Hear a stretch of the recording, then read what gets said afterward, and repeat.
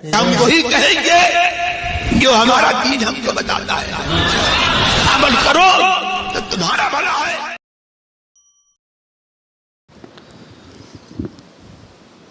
بسم اللہ الرحمن الرحیم۔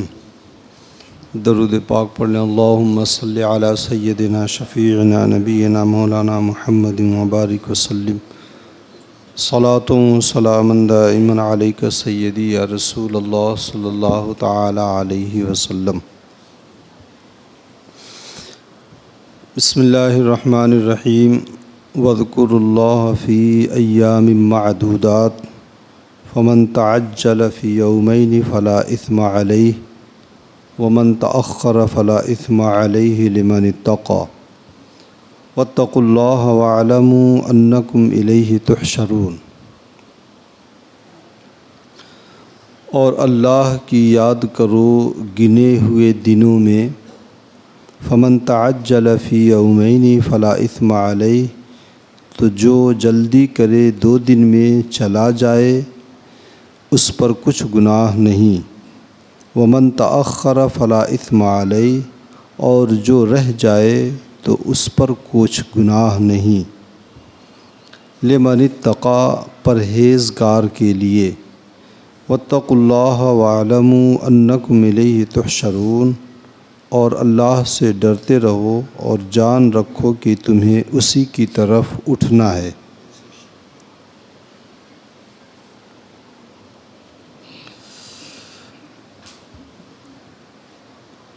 عربوں میں زمانے جاہلیت میں بھی حج کا رواج تھا، تو اہل عرب منی میں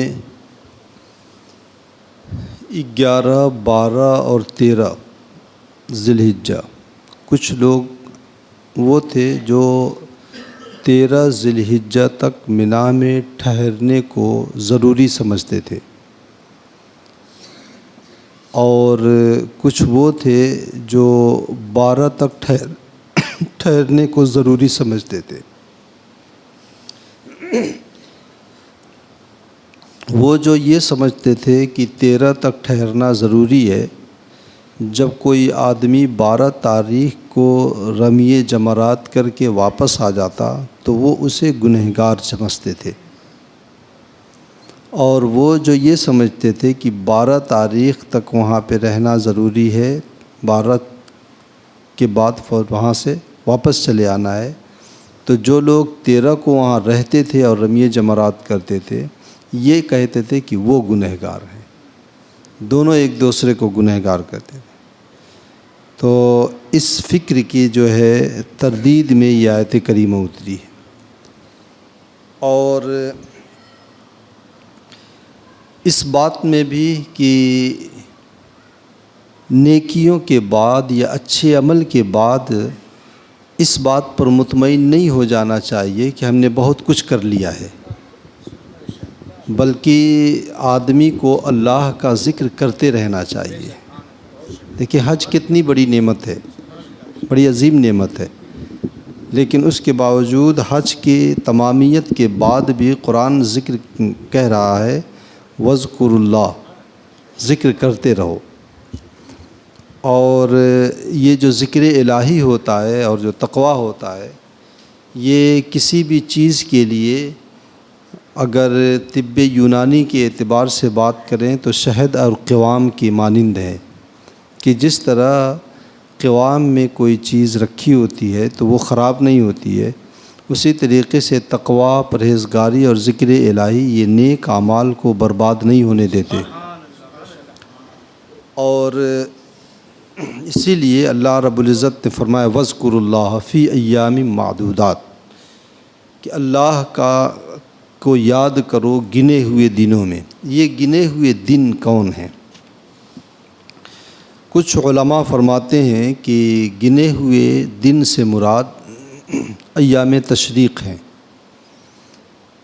اور ذکر سے مراد وہ ذکر ہے جو 9 ذی الحجہ کے فجر سے لے کر 13ویں ذی الحجہ کے عصر تک ہر اس نماز کے بعد جو جماعت مستحبہ کے ساتھ ادا کی گئی ہو ایک مرتبہ پڑھنا واجب ہوتا ہے۔ اللہ اکبر لا الہ الا اللہ، اللہ اکبر وللہ الحمد، اور 3 مرتبہ پڑھنا مستحب ہوتا ہے۔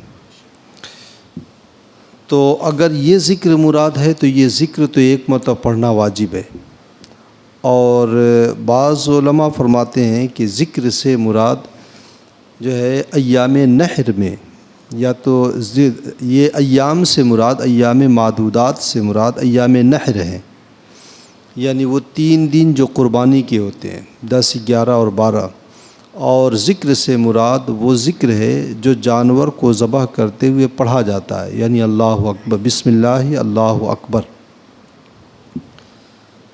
اور صحیح یہ ہے کہ ذکر سے مراد جو ہے عام ہے، کوئی بھی آدمی ذکر کرتا رہے۔ یہ دیکھیں سب سے بڑے نمازی ہمارے سامنے آ کے کھڑے ہو گئے ہیں، تو یہ ذکر کرتے رہو۔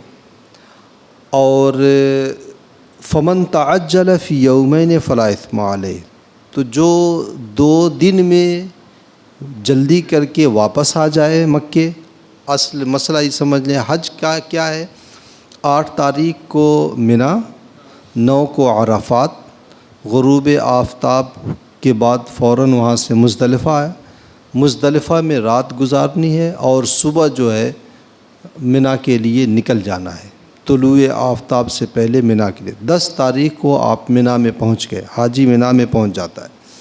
10 تاریخ کو وہ قربانی کرتا ہے، قربانی رمی جمرات کرتا ہے، رمی جمرات کے بعد قربانی، یعنی چھوٹے والے شیطان کو کنکری مارتا ہے، اور پھر اس کے بعد جو ہے قربانی کرتا ہے، قربانی کرنے کے بعد حلق کرا لیتا ہے۔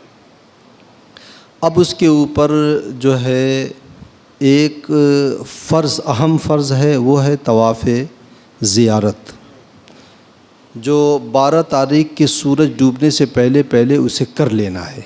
وہ چاہے 10 کو کر لے، چاہے 11 کو کر لے، چاہے 12 کو کر لے، 12 تاریخ کے سورج ڈوبنے سے پہلے کر لینا ہے۔ منا میں اس سے 10 تاریخ کا دن گزار کے رات منا ہی میں گزارنی ہے، اور پھر 11 تاریخ کو اسے رمی جمرات کرنا ہے، تینوں شیطانوں کو کنکری مارنا ہے زوال کے بعد۔ اور اگر اس نے طواف زیارت نہیں کیا ہے تو مکے جا کے طواف زیارت کر لے، اور اگر طواف زیارت کر لیا ہے تو پھر منا میں ٹھہرے، اور اگر مکے آ گیا طواف زیارت کرنے کے لیے تو طواف زیارت کر کے پھر واپس منا میں جائے، منا ہی میں رات گزارنی ہے۔ اور پھر 12 تاریخ کو تینوں شیطان کو مارنا ہے، وہ بھی زوال کے بعد۔ اور اب بھی اگر نہیں کیا ہے تو آج تو طواف زیارت اسے کر ہی لینا ہے۔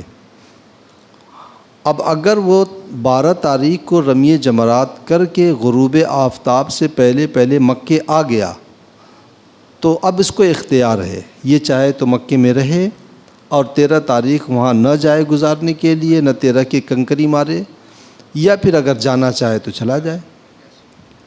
اسی کو قرآن پاک نے فرمایا ہے کہ فمن تعجل فی یومین، جو 2 دن میں، 2 ہی دن میں کنکریاں مار کے، یعنی 10 کو، 11 کو، 12 کو، تو 2 دن سے مراد 11 اور 12، 11 اور 12 ہی کو کنکریاں مار کے اگر وہ واپس آ جاتا ہے فلا اثم علیہ، تو اس پر کچھ گناہ نہیں ہے۔ تو وہ لوگ جو یہ سمجھتے ہیں کہ 13 کو وہاں پہ ٹھہرنا واجب ہے، تو ان کا رد اس میں فلا اثم علیہ، اس پر کچھ گناہ نہیں۔ اور اگر 12 کو کنکری مار کر کے غروب آفتاب سے پہلے نکل آیا تب تو ٹھیک ہے، اور سورج ڈوبنے کے بعد منا سے نکلنا مکروہ ہے۔ اور اگر صبح ہو گئی، اب سوچے کہ صبح نکل لوں وہاں ٹھنڈے موسم میں، تو صبح اگر ہو گئی ہے تو اب 13 کی کنکری مارنا واجب ہو گئی اس کے اوپر۔ اگر منا رات منا میں گزاری اور صبح ہو گئی تو اب 13 کی کنکری مارنا اس کے اوپر واجب ہو گیا۔ البتہ اسے اتنی سہولت ہے کہ زوال سے پہلے وہ مار کے واپس آ سکتا ہے۔ زوال کا مطلب دوپہر کے بعد، سورج ڈھلنے کے بعد، لیکن زوال سے پہلے کنکریاں مارنا مکروہ ہے۔ تو جو ہے اس کو یہاں پہ فرمایا ومن تأخر فلا اثم علیہ، اور جو ٹھہر جائے وہیں پر اور 13 کو بھی کنکری مارے پھر واپس آئے، اس پر بھی کوئی گناہ نہیں۔ تو 3 دن تو واجب ہے۔ کون 3 دن؟ 10ویں کی رمی جمرات، جمرہ عقبہ کو جو مارتے ہیں، 11 اور 12 یہ تو واجب ہے، اور 13ویں کی جو ہے مستحب ہے۔ لیکن اگر ٹھہر گیا تو واجب ہو گئی۔ ہاں، جانا، جا کر کے وہاں پہ قصدن جا کے وہاں پہ ٹھہرنا اور 13 کو کنکری مارنا یہ مستحب ہے، لیکن اگر وہاں پہ ٹھہر گیا اور صبح ہو گئی تو کنکری مار کر کے ہی نکلے، اس کے اوپر واجب ہو گئی۔ لمن اتقى، یہ اہل تقوی کے لیے، واتقوا اللہ واعلموا انکم الیہ تحشرون، اور اللہ سے ڈرتے رہو اور جان رکھو کہ اللہ تبارک و تعالی ہی کی طرف پلٹنا ہے۔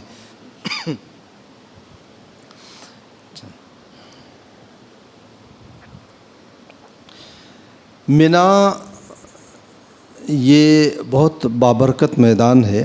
حضرت آدم علیہ الصلاۃ والتسلیم جب منا میں پہنچے تھے عرفات سے، تو حضرت جبرائیل امین علیہ الصلاۃ والتسلیم نے حضرت آدم علیہ الصلاۃ والتسلیم سے کہا تھا کہ آرزو کیجئے، تمنا کرے کچھ۔ تو حضرت آدم علیہ الصلاۃ والتسلیم نے جنت کی تمنا کی تھی، تو ان کی یہ آرزو پوری ہوئی۔ اسی لیے منا کو منا کہا جاتا ہے۔ منا یہ عربی زبان کا لفظ ہے اور اس کا مطلب ہوتا ہے تمنا، آرزو۔ تو وہاں چونکہ آرزوئیں پوری ہوتی ہیں تو اس لیے جو ہے اسے منا کہا جاتا ہے۔ اچھا، اس آیت کریمہ سے ایک چیز اور ہے کہ متبرک مقامات یا متبرک اوقات، کچھ خاص اوقات ہوتے ہیں، کچھ خاص مقامات ہوتے ہیں، جن اوقات اور مقامات میں اللہ تبارک و تعالیٰ کی رحمتیں بندوں کی طرف زیادہ متوجہ ہوتی ہیں اور اللہ تبارک و تعالیٰ بندوں کی دعاؤں کو قبول فرماتا ہے۔ جیسے کعبے پر نظر پڑے تب، اور حجر اسود کے پاس ملتزم میں میزاب رحمت کے نیچے، اور بھی بہت ساری جگہیں ہیں، زمزم پیتے وقت جو ہے، اسی طریقے سے جو ہے منا میں بھی دعا کی قبولیت ہوتی ہے، دعا قبول ہوتی ہے۔ اور حضرت اچھا، یہ حج تو آدمی کا پورا ہو گیا، رمی جمرات کے بعد زیارت، طواف زیارت، رمی جمرات مکمل ہو گئی، اب اس کا حج پورا ہو گیا، اب وہ رخصت ہوتے وقت طواف وداع کرے، رخصت ہو جائے۔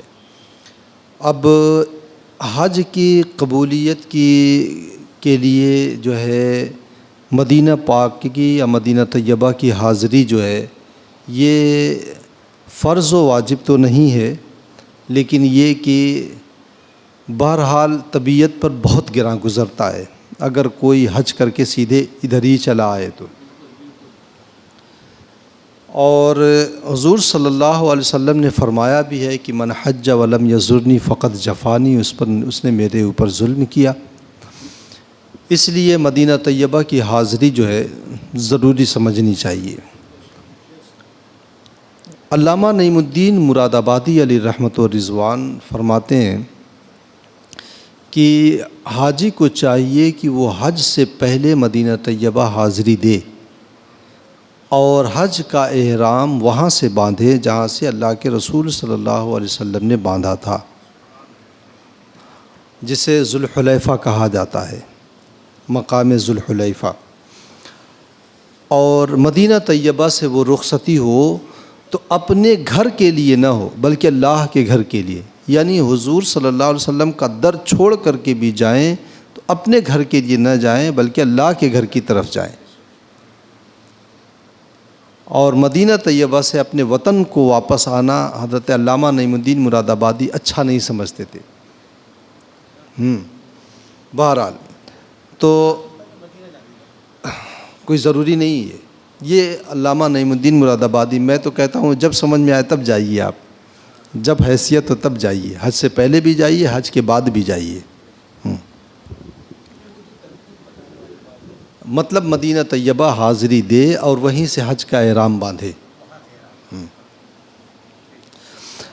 مدینہ طیبہ بارگاہ رسالت میں حاضری، قرآن پاک میں اللہ رب العزت نے اس میں بندوں کی ترغیب بھی دی اور فرمایا وَلَوْ أَنَّهُمْ ظَلَمُوا أَنفُسَهُمْ جَاءُوكَ فَاسْتَغْفَرُوا اللَّهَ وَاسْتَغْفَرَ لَهُمُ الرَّسُولُ لَوَجَدُوا اللَّهَ تَوَّابًا رَحِيمًا۔ اگر مومن اپنے جانوں پر ظلم کر لیں یعنی گناہ کر لیں اور پھر محبوب وہ تیری بارگاہ میں آئے اور وہ اللہ سے اپنے گناہوں کی مغفرت چاہیں اور تو بھی ان کے لیے مغفرت طلب کر لے، تو اللہ تبارک و تعالیٰ ان کو مغفرت بھی فرما دے گا اور پھر اللہ تبارک و تعالیٰ ان کے اوپر رحم بھی فرمائے گا، تو ڈبل چیز مل جائے گی۔ رحمت للعالمین کی بارگاہ سے رحم مل گیا اور غفار کی بارگاہ سے مغفرت مل گئی۔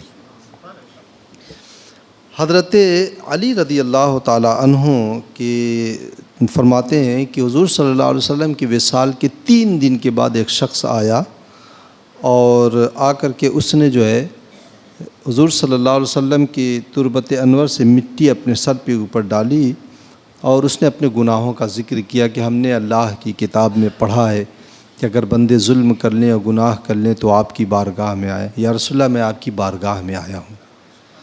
تو حضرت علی فرماتے ہیں کہ میں وہیں پہ تھا اور قبر سے آواز آئی کہ قد غفر اللہ لک، اللہ نے تجھے بخش دیا ہے۔ اس سے یہ بھی پتہ چلتا ہے کہ وہ لوگ جو یہ کہتے ہیں کہ نبی معاذ اللہ مر کے مٹی میں مل گئے ہیں، تو یہ بھی پتہ چلتا ہے کہ انبیاء کرام علیہ الصلاۃ والتسلیم زندہ ہیں۔ تو زندہ ہے واللہ، تو زندہ ہے واللہ، میری چشم عالم سے چھپ جانے والے۔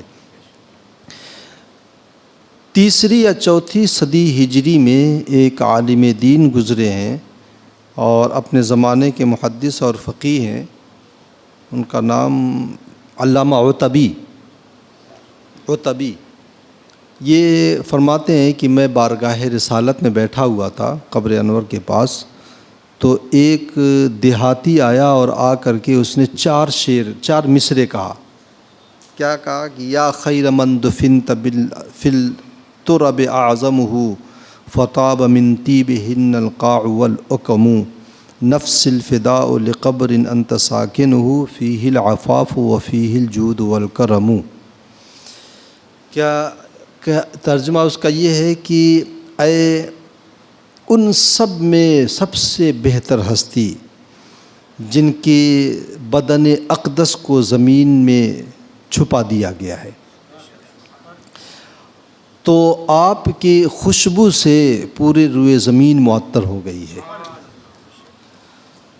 نفس الفداء لقبر انت ساکنہ، آپ جس قبر انور میں اقامت گزی ہیں، میری جان اس کی مٹی کے اوپر قربان،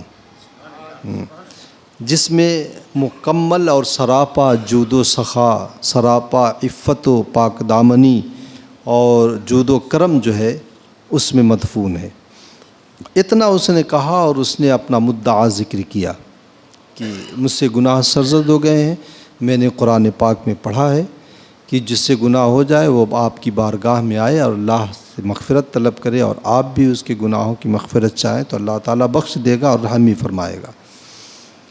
تو اتنا کہہ کہ وہ چلا گیا۔ علامہ عتبی کہتے ہیں کہ مجھے اونگ آ گئی، نیند آئی، تو خواب میں حضور صلی اللہ علیہ وسلم کا دیدار ہوا اور اللہ کے رسول نے کہا قم یا عتبی، عتبی اٹھ، والحق الاعرابیہ، اس دیہاتی کو تلاش کر، وبشرہ بان اللہ قد غفر لہ، اور اسے بشارت دے دے کہ اللہ نے بخش دیا ہے اسے۔ تو بارگاہ رسالت کی اسی لیے جو ہے اعلیٰ حضرت نے کہا ہے کہ طیبہ میں مر کے ٹھنڈے چل جاؤ آنکھیں بند، سیدھی سڑک یہ شہر شفاعت نگر کی ہے۔ تو اگر اتنا جود و کرم بارگاہ رسالت سے ہمیں مل رہا ہے، تو حج میں آدمی سب کچھ کر کے یا دنیا میں جتنے گناہ ہیں ان کی بخشش صحیح معنوں میں تو سرور کائنات ہی کے صدقے میں ہوگی۔ اس لیے جو ہے مدینہ طیبہ کی حاضری بھی آدمی کو ضروری کرنی چاہیے۔ ویسے بھی ائمہ احناف کے نزدیک زندگی میں ایک مرتبہ سنت مؤکدہ قریب بواجب ہے۔ بارگاہ رسالت کی حاضری سنت مؤکدہ قریب بواجب، یعنی واجب کے قریب قریب ہے۔ اچھا، ایک بات یہ بھی ذہن میں رکھیں کہ آدمی جب مدینہ طیبہ میں جائے تو جو لوگ اس سے بارگاہ رسالت میں سلام وغیرہ کے لیے کہیں، انہیں کوشش کر کے یاد کر کے ان کے ناموں کے ساتھ سلام عرض کرے، کیونکہ علماء فرماتے ہیں کہ اگر کوئی اس وعدے کو وفا نہیں کرتا ہے تو اللہ کے رسول صلی اللہ علیہ وسلم اس کو ناپسند فرماتے ہیں۔ تو کوشش کر کے، اور اگر یاد نہ آئے تو اتنا ضرور کہہ دے کہ یا رسول اللہ، جن لوگوں نے آپ کی بارگاہ میں سلام کے لیے کہا تھا، میں سب کا سلام آپ تک پہنچا رہا ہوں، ورنہ وہ تو سب کچھ جانتے ہیں۔ اللہ تعالی ہم تمام لوگوں کو حرمین کی حاضری نصیب فرمائے۔ اللہم صلی علی سیدنا شفیعنا نبینا مولانا محمد مبارک وسلم، صلاۃ و سلام علیک سیدی یا رسول اللہ صلی اللہ علیہ وسلم۔ اللہم ربنا تقبل منا انک انت السمیع العلیم وتب علینا انک انت التواب الرحیم، وصلی اللہ تعالی علی خیر خلقہ ونور عرشہ وقاسم رزقہ محمد وعلی آلہ واصحابہ اجمعین برحمتک یا ارحم الراحمین۔